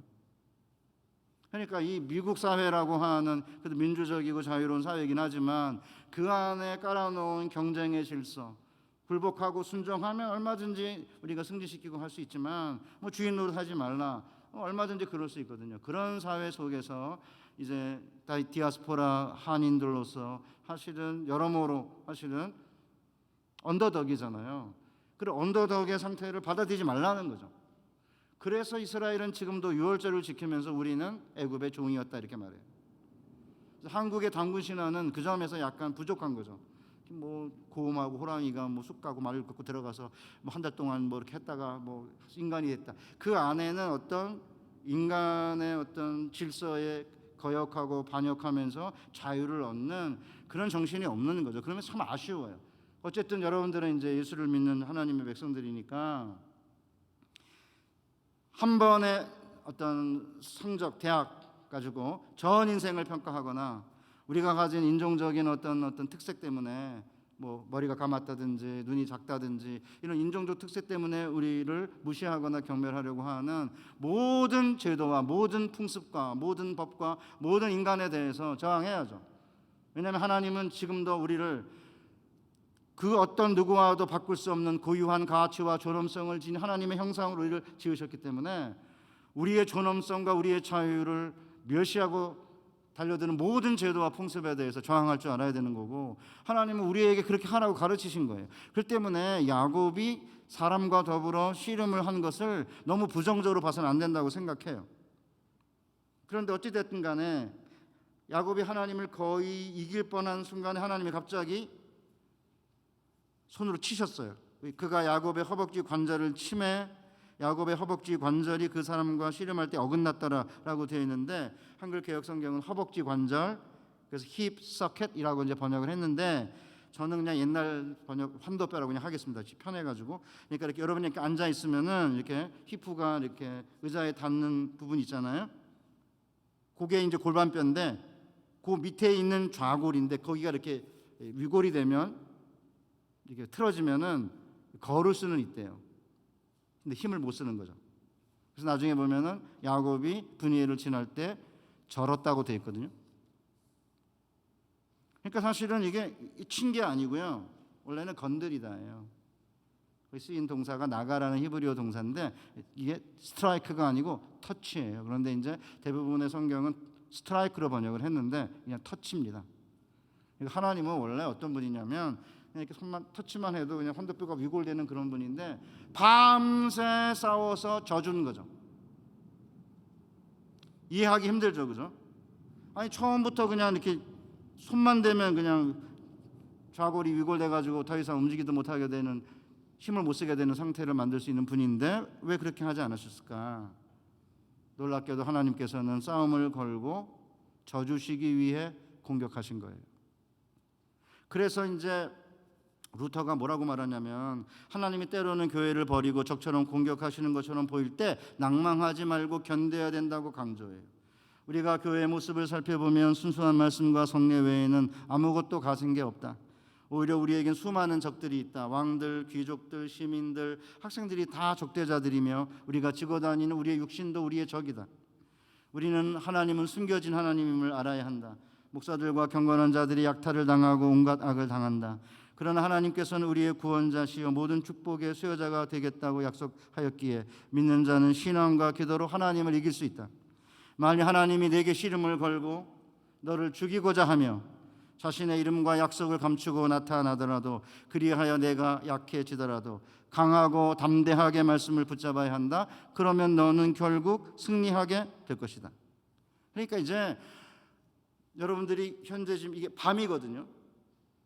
그러니까 만약 하나님이 나를 공격한다고 생각하면 훨씬 더 이렇게 대적하기가 쉬울지 모르겠는데 이게 캄캄한 밤이기 때문에 이게 공격하는 사람이 나를 위해서 공격을 하는 건지 나를 해하려고 공격을 하는 건지 해하려고 공격하는 것처럼 보이지만 실제로는 나에게 유익한 건지 이걸 모르는 거죠. 뭐 예를 들어서 승진이 안 되는 것이든 취직이 안 되는 것이든 스테이터스 문제가 해결이 안 되든 뭐 질병으로 고통을 당하든 우리의 삶에 우리를 공격하는 것처럼 보이는 모습이 너무 많아요. 왜? 우리가 변화되어야 될 부분이 너무 많기 때문에 우리의 삶은 신비로 가득 차 있기 때문에 하나님이 우리를 사실은 공격하고 우리의 어떤 부분을 고쳐주시고 우리를 축복하시기 위해서 우리를 공격하실 때에는 그게 너무나 다양하기 때문에 우리를 공격하는 방법이 너무 많은 거예요. 근데 이게 한밤중인 거예요. 낮이면 그나마 이렇게 보고 누군지 알 텐데 이게 한밤중인 거죠. 근데 한밤중이지 않으면 하나님 보면 죽기 때문에 하나님은 밤중에 우리가 알지 못하는 방식으로밖에는 공격을 못하는 거예요. 그것이 미스테리예요. 그래서 여러분들이 지금 이제 미국에 와서 스테이터스 문제 해결하고 직장 다니고 승진도 해야 되고 인정도 받아야 되고 연애도 해야 되고 결혼도 해야 되고 막 어마어마하게 많은 불안정 속에 좀 있잖아요. 그 속에서 예수님을 믿고 있는 건데 그냥 환하게 나타나가지고 하나님이 야 이게 내 뜻이다 이렇게 해라 얘랑 결혼해라 얘는 마음에 안 드니까 때려쳐라 뭐 이렇게 하면은 훨씬 편할 텐데 이게 뭐 비스무리해가지고 모르겠는 거예요. 이 자매가 진짜 괜찮은 건지 이 형제가 겉으로는 믿음 생활하는 것 같은데 속에 뭐가 들어있는지 알 수가 없죠. 때로는 사람의 모습으로 때로는 질병으로 우환으로 때로는 낙방으로 실패로 다양한 모습으로 이제 공격을 하기 때문에 이게 한밤중인 거예요. 그때 어떻게 해야 되느냐? 씨름하라 이거죠. 겉으로 하나님이 공격하는 것처럼 보여도 말씀을 딱 붙잡고 이런 거예요. 루터가 늘 하는 말인데 사탄이 맨날 뭐라고 공격하니 야 너 너무 찌질하다 너 그래가지고 하나님의 백성이냐 너 기도도 안 하는데 너 사탄의 자녀 아니야? 이렇게 공격할 때 어떻게 하나? 아니다 그럼에도 불구하고 해요. 우리의 논리는 그럼에도 불구하고 해요. 사탄은 그러므로거든요. 야 너는 기도도 안 하는 거 보니까 그러므로 너는 하나님의 백성이 아니다 이거죠. 내가 승진 못하고 맨날 찌질하게 하는 거 보니까 너는 하나님의 자녀가 아니다 이렇게 그러므로 해요.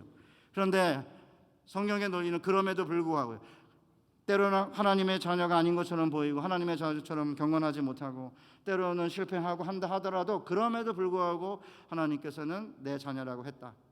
그리고 사탄에게 뭐라고 말하는 거예요? 사람이 떡으로만 사는 게 아니라 하나님의 입으로 나오는 말씀으로 산다. 그럼에도 불구하고죠. 넌 하나님의 자녀다 이러잖아요. 네가 하나님의 아들이거든 40일 동안 금식한 다음에 배가 고파갖고 지금 뭐라도 먹으셔야 되는데 내가 하나님의 아들이라면 그러므로 돌로 떡덩어리가 되게 하라 이런 거잖아요. 근데 예수님이 뭐라고 그래요? 내가 하나님의 아들이다. 그러나 하나님의 아들은 떡으로만 사는 게 아니라 그럼에도 불구하고 하나님의 입에서 나오는 말씀으로 산다 이거죠. 그러니까 이제 우리 사랑하는 청년 자매 형제 여러분들이 미국에서 이제 이민자로 살아가는 과정에서 일이 해결되지 않고 불안하고 두렵고 때로는 실패한 것 같고 때로는 나고자 같고 이런 느낌이 들고 또 공격할 거예요. 사람들 통해 공격하든 갑자기 그냥 불현듯 떠오르게 만드는 사탄의 그런 공격에 노출될 수 있거든요. 그때 어떻게 되느냐? 그럼에도 불구하고 라는 논리를 쓰셔야 하는 거죠. 겉으로 보기에 하나님이 공격하는 것처럼 보여도 하나님 우리에게 공격하고 저주시고 우리를 축복하기 위해서 우리를 공격하는 거죠. 왜요? 공격하고 저주시고 축복하지 않으면 지가 잘난 줄 알거든요. 그러니까 야곱이 밤새 씨름을 하잖아요. 손을 대자마자 터치만 하면 그냥 좌골이 위골돼가지고 더 이상 힘을 쓰지 못하게 되니까 뭐라고 말해요? 그때 야곱이 자기가 포기하죠. 나를 축복하지 않으면 가게 하지 않겠다 이러잖아요. 붙잡고 그때서는 씨름하는 게 아니라 씨름하다가 좌골이 위골되니까 헌도뼈가 위골되니까 그때서 붙잡고 축복해달라고 그러는 거예요. 그러니까 우리 사랑하는 청년 우리 자매 형제 여러분, 여러분의 힘으로 일이 잘 풀리고 승진하고 인정받고 뭐가 잘 되면 내가 잘났다 생각하지 뭐 하나님이 축복하셨다 생각하겠습니까?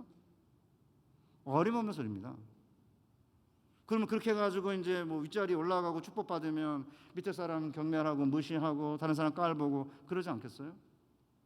그런데 내 힘으로 이긴 게 아니고 내 힘으로 이겨보려고 형의 이제 축복권도 뺐고 장자권도 빼앗고 뭐 온갖 일을 다 했지만 그런 식으로는 진정한 평화와 기쁨을 누리지 못한다. 그래서 이제 하나님이 야곱에게 가나안 땅으로 돌아오는데 야복강에서 가로막고 씨름을 거신 거예요. 제가 이제 벌써 많이 갔네 시간이. 조금만 더 할게요. 제가 이제 아까 그랬잖아요. 중학교를 다니다 휴학을 했다고. 그러니까 이제 등록금을 냈는데 보충 수업비가 한 달에 1,000원이었어요. 진짜 웃기죠. 1,000원. 1,000원이 보충 수업비인데 1,000원을 못 낸 거예요. 그러니까 이제 담임 선생님이 맨날 저를 종례 시간에 불러 이렇게 해서 지천이 너는 왜 1,000원 안 내냐. 계속 괴롭히는 거예요. 1,000원을 못 낼 상황인데. 불러다 놓고 그러면 생활 형편이 어떠냐 이렇게 물어보고 그럼 자기가 1,000원 낼 수도 있을 텐데 1,000원 안 받을 수도 있는 거고 계속 괴롭히더라고요. 그래서 이제 더 이상 다음번 등록금을 낼 가능성도 잘 안 보이고 그래서 휴학을 한 거예요. 엎친 데 덮친 격으로 이렇게 이제 물이 귀에 들어가서 중이염을 앓기 시작했는데 그렇다고 저희 식구들이 아무 일도 안 한 게 아닙니다. 소위 동해라고 주민센터에 가서 저희 할머님이 무료 진찰권을 얻어왔어요. 덕십자병원의 무료 진찰권이에요. 이제 안 간다 그랬죠. 쪽팔려가지고 내가 무슨 무료 진찰권을 갖고 가냐. 그러니까 이제 옛날 우리 어르신들이 늘 하던 수법 있잖아요. 막 가슴을 치면서 내가 죽어야 돼. 내가 너무 오래 살았어. 막 이렇게 하고 내가 어떻게 해서 가져온 이게 무료 진찰권인데 왜 안 가냐고 난리치시니까 할머니가 이제 간 거죠. 그걸 들고. 그러면 사람들이 있으면 안 불러요. 사람이 없을 때 한참 기다리다 사람 없으면 그때 불러요.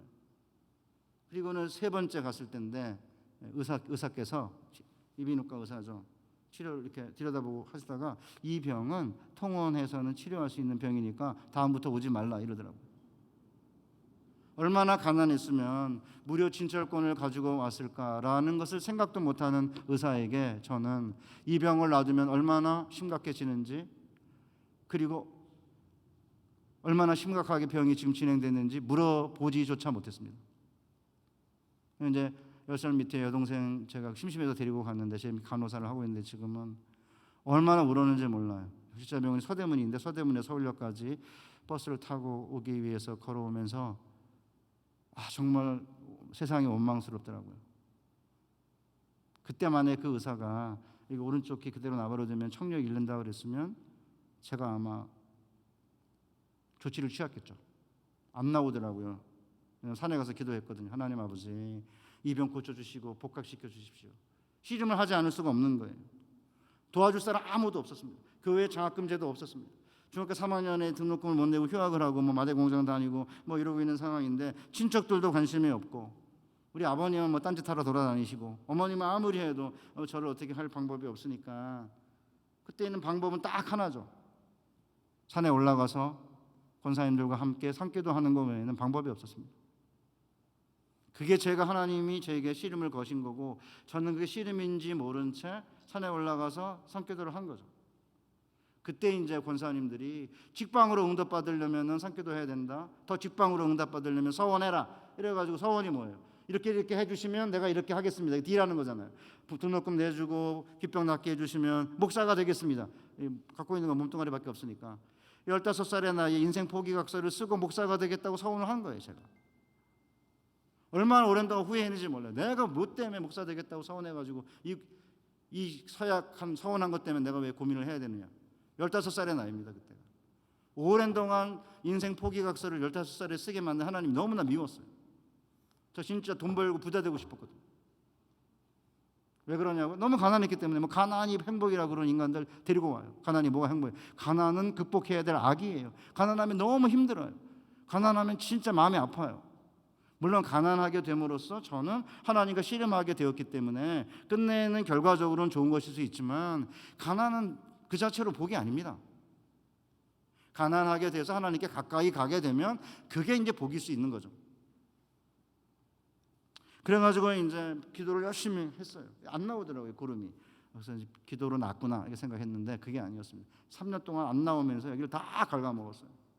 그래서 이제 한 9년 지나가지고 대학 때 이제 영어 번역을 좀 해서 신대원 다닐 때 돈이 좀 생겨가지고 세브란스 병원에 갔는데 요 귀 뒤에 이 뼈가 있거든요. 이 뼈에 청신경이 남아 있으면은 이거를 살릴 수가 있는데 이 청신경이 다 날아간 거예요. 그래서 다 긁어냈습니다. 30분에 한 번씩 와서 의사 선생님이 웃어봐. 그래서 웃으면 이제 왜냐하면 이거 여기 잘못 수술하면 이 안면신경이 마비돼서 못 웃는데요. 30분에 한 번씩 웃어봐. 아, 괜찮네. 이래가지고 8시간 동안 수술했습니다. 이쪽 못 듣습니다. 그래서 그러니까 저는 오늘 이 시간에 여러분에게 무엇을 이야기하려고 하는 거냐면 씨름하라는 거죠. 누구랑? 하나님과 씨름하라 이거죠. 가만히 있지 말고 하나님과 씨름하는 것은 사실은 위험해요. 하나님의 얼굴을 보는 건 위험하니까 모세가 하나님 영광 보여달라고 그러니까 내 얼굴을 보지 못하리니 나를 보고 살 자가 없다 그런 말씀하잖아요. 그 때문에 하나님이 한낮에 나타나시면은 그의 얼굴을 보는 사람은 죽을 수밖에 없기 때문에 한밤중에 낯선 적의 모습으로 공격을 하는 거고, 그런데 공격하고 씨름하고 저주시기 위해서 한밤중에 사람의 모양으로 나타나신 거예요. 그 때문에 오늘 우리의 삶 가운데 우리가 경험하는 모든 고통스러운 고난과 여러 가지 내게 힘든 여러 가지 일들은 하나님이 나를 축복하기 위해서 나에게 다가와 먼저 씨름을 걸고 있는 거다라고 이해를 하셔야 돼요. 그때 씨름을 포기하면 하나님 얼굴을 못 봐요. 그 씨름해야죠. 아까 제가 얘기한 것처럼 멀리서 떨어져 아웃복싱 하지 말고 가끔마다 한 방 치고 뒤로 몰라 이러지 말고 달라붙어서 씨름을 해야 되는 거예요. 작전 기도를 하든 철야 기도를 하든 아니면 1000번째 1000번 기도를 하든 아니 금식 기도를 하든 이거 하고 싶지 않겠지만 아니면 하나님께 드리겠다고 서원을 하든. 요새는 서원 안 하죠. 이 아까운 인생을 내가 어떻게 서원을 해요? 옛날에 목사님들은 초등학교 중고등학교 애들한테 수련할 때 말씀을 선포한 다음에 막 선독을 엄청 해놓고는 선교사들 사람 일어나라, 목사들 사람 일어나라 그래가지고 막 나오고 그래가지고 아무것도 모르는 애들이 서원해가지고 선교사 목사 됐는데, 요새는 이제 목사님들 그런 거 잘 안 하세요. 남의 인생에 과격하게 개입하는 게 이게 사실 쉽지 않으니까. 그러니까 이제 목사도 안 되고 선교사도 안 되고, 그리고 나니까 이제 서원하는 것도 모르고 하나님과 씨름하는 것도 모르고 뭔가 베팅을 안 하는 거죠.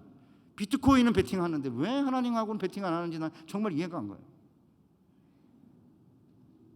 그런데 여러분 보세요. 한밤중에 사람의 모양으로 나타날 수밖에 없어요. 그런데 씨름을 걸고 져주신 다음에 어둠이 싹 물러가는데 처음으로 야곱이 희미하게 남아 적의 얼굴을 봤어요. 그런데 놀랍게도 적의 얼굴은 사람의 얼굴이 아니라 하나님의 얼굴이었습니다.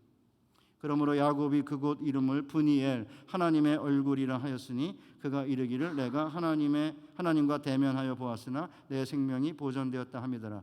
브니는요 뭐냐면 얼굴이란 뜻입니다. 엘은 하나님이고 하나님을 본 거예요. 그러니까 하나님의 얼굴을 그냥 보는 게 아니에요. 하나님과 씨름해야 봐요. 복싱에서 못 봐요. 이렇게 온몸을 부둥켜 안고 먼지를 뒤집어 쓰면서 씨름을 해야 그 다음에 보는 거죠. 더 많이 씨름하면 가까이 얼굴을 보는 거죠. 정말 웃기는 건 뭔지 아세요? 한국에서 이제 코로나 때문에 비대면 예배가 한참 그렇게 경부에서 강요해가지고 비대면 예배를 할 때인데 어느 대학의 기독교 학과 구약 교수라는 친구가 명문대학 출신입니다. 연합뉴스랑 인터뷰했습니다. 어차피 교회 가봤자 하나님의 얼굴을 못 보기 때문에 비대면 예배인데 굳이 대면 예배 할 게 뭐냐. 저는 그 이야기를 딱 듣는 순간에 구약 교수예요. 자유주의자입니다. 미쳤구나. 하나님의 얼굴을 자기가 본 적이 없으니까. 아니 그러면서 어떻게 구약 교수를 하니 저는 이해가 안 가요. 마음이 청결한 자는 복이 있나니 저들이 하나님의 얼굴을 볼 것이다. 예수님이 그랬는데 하나님의 얼굴을 못 봅니까? 요업이 뭐라고 말해? 내가 지금까지는 하나님의 대에 들었으나 이제 하나님의 얼굴을 대면하여 봤다. 왜 하나님의 얼굴을 못 봅니까? 지가 하나님의 얼굴을 못 봤으면 겸손하게 난 하나님의 얼굴을 못 봐, 정말 죄송하다 이러고 앉아 있어야 되는데 교회 가봤자 하나님의 얼굴을 못 보니까 비대면 예배랑 마찬가지다. 제가 그래서 성경과 팬데믹이라는 책을 썼어요. 왜 얼굴을 못 본지 아십니까? 그냥 그 인간? 그 인간에서 미안해요. 그냥 가만히 있으면 그 인간이라는 그분이라고 할 텐데 나대면서 그런 이상 소리를 공중파에서 하니까 제가 그 인간이라고 그러는 거예요. 씨름해야 알아요. 명문대학을 나오고 아마 집안이 좋은 것 같아요. 제가 보기에는 뒷조사 안 했는데 그런 것 같아요.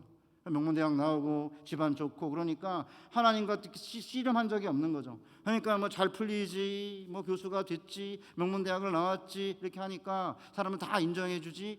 그러니까 완전히 강남 좌파 그리스도인이 돼가지고 말은 거창한데 안에 실질이 없는 거예요. 저는 정말입니다. 여러분들에게 하나님께서 시련과 고난을 주는 이유가 뭐냐? 씨름하라는 거예요. 씨름하면 그 다음에 뭘 본다고요? 하나님의 얼굴을 보는데 그 하나님의 얼굴은 죽음의 얼굴이 아니었습니다. 죽음보다 더 무서운 얼굴이에요. 죽음보다 더 무서운 얼굴이 뭡니까? 사랑의 얼굴인 거죠. 왜 사랑의 얼굴이 더 무서워요? 사랑은 죽음보다 강하고 질투는 음부보다 세기 때문이에요. 사랑해봤죠 여러분? 사랑 지긋지긋하죠. 한번 사랑한 마음이 생겨봐봐요. 엄마 건데 여친 거라고 그러잖아요 지금. 사랑이 불타면 아무것도 안 보이는 거죠. 그러니까 하나님이 우리를 너무너무 사랑하기 때문에 이대로 내버려둬서는 안 되겠다. 얘를 좀 고쳐야겠다. 얘를 좀 거룩하게 만들어야겠다. 그러면 하나님이 사랑하기 때문에 한밤중에 적의 모습으로 낯선 모습으로 공격을 하는 거예요. 그리고는 이제 변화시키기 마련인 거죠. 사랑하는 우리 청년 자매 형제 여러분, 제가 이제 설교를 마칠게요. 인생을 살다 보면 우리를 공격하시는 것처럼 하나님이 느껴질 때가 많습니다. 그러나 하나님은 밝은 대낮이 아니라 어두운 밤에 누군지 모르게 우리를 공격하며 씨름을 거십니다. 게다가 하나님께서 씨름을 걸어오시는 방식과 모양은 너무나 다양해요. 우리를 변화시켜야 될 부분은 다양하고 신비하기 때문에 씨름으로 공격하신 하나님의 모습 역시 다양하며 모호하고 신비롭습니다. 때로는 가난한 집안 환경으로, 때로는 질병으로, 때로는 시험의 낙방으로, 때로는 관계의 악화로, 때로는 실직으로, 때로는 시련으로, 때로는 불화로, 때로는 자연재앙으로, 때로는 가족의 사망으로, 아니 수만 가지 방법으로 하나님 우리에게 씨름을 걸어오십니다. 따라서 우리는 이 인생의 씨름에서 궁극적인 씨름의 대상이 누군지 알 수 없을 수 있습니다. 집이 가난하면 가족들을 씨름의 대상으로 생각해서 가족들과 싸워요. 질병에 걸리면 병과 씨름해야 되는 것으로 생각합니다. 시험에 낙방하면 운이 나빠서라고 생각하고 운과 싸워요. 아니면 자신의 부족 때문이라고 자책하고 자신을 씨름의 대상으로 삼습니다. 관계의 악화에 고통을 당하면 관계가 악화된 상대방이 적이라고 생각하고 그 사람하고 씨름해요. 실직하면 직장이 자기를 버렸다고 생각하고 세상을 원망하죠. 실현당하면 자신을 찾 여인을 원망하며 절망합니다. 물론 이런 고통을 당할 때에는 고통의 원인과도 씨름할 수밖에 없지만 우리가 궁극적으로 씨름해야 될 대상은 저분이세요. 하나님. 그 때문에 믿음과 말씀으로 기도로 이겨내야 돼요. 그래서 칼빈이 뭐라고 말했냐면 성도들 역시 유혹과 시험 속에서 하나님과 씨름하는 것이다. 하나님은 우리에게 믿음의 시험을 주시지만 동시에 거기에 대응할 수 있는 힘도 공급하신다. 하나님은 한 손으로 우리를 치시지만 다른 한 손으로는 우리를 보호하시는 셈이다. 그렇다 하나님께서는 우리를 억누르는 것보다 더 많은 힘을 우리에게 공급하신다. 하나님 우리를 대적하시지만 불굴의 힘을 우리에게 주셔서 싸움에서 승리하게 하신다. 그러니까 이제 바로에게 하나님이 하신 말씀이 뭐예요? 내가 하나님과 사람과 더불어 싸워 이겼습니다. 우리 사랑하는 우리 청년 자매 형제 여러분, 이제 성격 같아서 1시간 반을 할 텐데 부흥회도 아니고 이제 주일 예배라 제가 이제 맞추려고 그래요. 어떤 때는 직장과 학교가 문제고 직장 상사와 선생이 적처럼 보이지만 우리 인생에 있어 궁극적인 문제는 하나님과의 씨름에 있는 거예요. 어떤 때는 가난이 문제고 어떤 땐 타고난 외모가 문제고 집안이 안 좋은 게 문제고 교회가 문제고 나라가 문제일 수 있습니다. 그런 문제로 씨름할 수 있습니다. 그러나 끝내 우리의 삶의 궁극적인 문제는 하나님이세요. 그러니까 우리의 삶의 문제는 끝내는 하나님과 씨름하는 것이라는 걸 알고 하나님을 붙잡고 씨름을 해야 끝내 하나님의 축복을 받고 하나님의 얼굴을 봐요. 우리 사랑하는 우리 청년 자매 형제 여러분, 만약에 제가 중학교 3학년 때 휴학하지 않았다면 가난해서 하나님을 보지 못했을 것 같아요. 제가 중이염이라는 질병을 앓지 않았다면 하나님 얼굴을 대면해 보지 못할 수도 있었을 것 같습니다. 그냥 들어서 알았겠죠. 지금은 이제 하나님과 씨름하면 위험해요. 좌골이 위골되잖아요. 이거 절잖아요. 그런데 점을 보세요. 야곱이 형을 속이고 아버지 속인 다음에 지팡이 하나를 가지고 요단을 건넜어요. 그런데 돌아올 때는 4때나 이루거든요. 아내가 4이에요. 자녀가 11이에요. 어마어마한 재물을 얻었어요. 그런데 이스라엘의 이스라엘됨은 요단강을 지팡이 하나로 건넜다가 4때나 이룬 게 아닙니다. 야곱이 이스라엘이라는 이름으로 바뀐 게 뭐예요?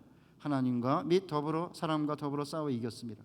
그래서 저는 우리 사랑하는 청년 여러분들이 뭐 아까 소수라고 그러는데 물론 소수는 맞는데 괜찮아요. 비록 얼마 안 되지만 여러분이 정말 현재 여러분의 삶 가운데서 하나님과 씨름해서 하나님의 얼굴을 본다면 이것은 1대 100이 아닙니다. 1대 1000, 1대 만이에요. 그래서 저는 현재 여러분이 처해 있는 상황을 직면하고 씨름하면 좋을 것 같아요. 근데 예배는 절대 안 빠진다 정해놓든지, 내가 큐티 아침에 하는 건 절대 안 놓친다든지, 필요하면 금식도 하고요. 뭐 살도 빼는데 왜 금식을 왜 못해요? 금식도 하고 작정도 하고 때로는 헌신도 하고 리더로 뭐 아니면 뭐 이렇게 찬양팀으로 이렇게 하면서 씨름하다 보면 어느 순간에 나를 공격하는 것처럼 보이는 하나님이 나를 사랑하고 나를 구원하기 위해 달려드시는 사랑의 얼굴임을 보게 될 거고, 그때 우리의 가난이, 우리의 고난과 시련이 분이의 하나님의 얼굴임을 아마 경험하게 될 것입니다. 그런 이제 믿음과 비전을 가지고 이 청년부 뭐 그렇게 썰렁하지 않잖아요. 그래서 한 4, 50명 되니까 썰렁하진 않잖아요. 그렇죠? 한 50명. 그렇지만 더 커지면 좋을 것 같아요. 전도도 하고 좀 많아지면 또 CC도 많이 생길 거 아닙니까? 이 안에서. 딴 데서 보지 말고 이 안에서 찾고 그 결혼도 하고 아름다운 신성한 가족들을 만들어 가시는 복된 우리 청년 자매 형제들 되시기를 주님의 이름으로 축복합니다. 기도하겠습니다. 하나님 아버지, 우리 사랑하는 청년 자매 형제들 이렇게 퀸즈 카운티에서 직장 생활하고 또 학교도 다니게 해주신 거 감사합니다. 여러 가지 경쟁 사회, 극심한 경쟁 사회인 뉴욕시 안에서 그리스도인으로 살아가는 것이 쉽지 않지만 하나님께서 약한 자를 들어 강한 자를 부끄럽게 하시는 역전의 하나님이시기에 하나님과 및 사람과 더불어 싸워 이기게 하시고 끝내는 축복해 하신 야곱을 본받아 하나님과 씨름하게 해주시고, 끝내 하나님이 우리에게 시련도 주시지만 그 시련을 이길 수 있는 힘도 공급하시는 분이기에 힘들고 어려울 때 말씀과 기도로 믿음으로 이 시련을 이겨내고 하나님의 얼굴을 보는 복된 성도들, 청년 자매 형제들 되게 하여 주옵소서. 교회 중직자들과 장로님들과 특별히 김바나바 목사님과 또 여러 전임 목사님들을 축복해 주시고 청년들과 뒹굴면서 하나님의 얼굴을 함께 보는 복된 공동체 되게 하여 주옵소서. 예수님의 거룩하신 이름으로 기도하옵나이다. 아멘. 네, 오늘 말씀 전해주신 김지찬 교수님께 우리 감사의 박수 한번 올려드리겠습니다. 목사님, 네, 혹시 바로 축도를 바로 부탁드려도 되겠습니까? 네.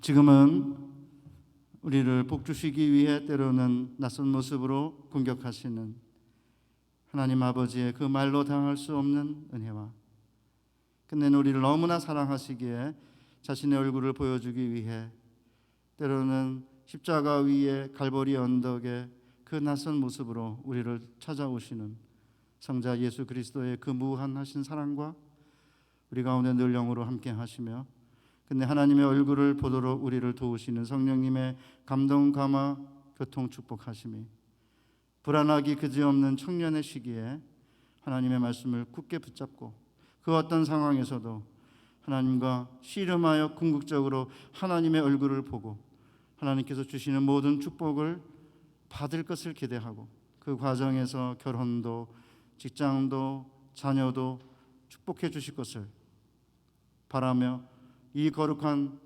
성전을 떠나갈 모든 하나님의 청년들 머리 위에 지금부터 영원토록 항상 함께 계실지어다. 아멘.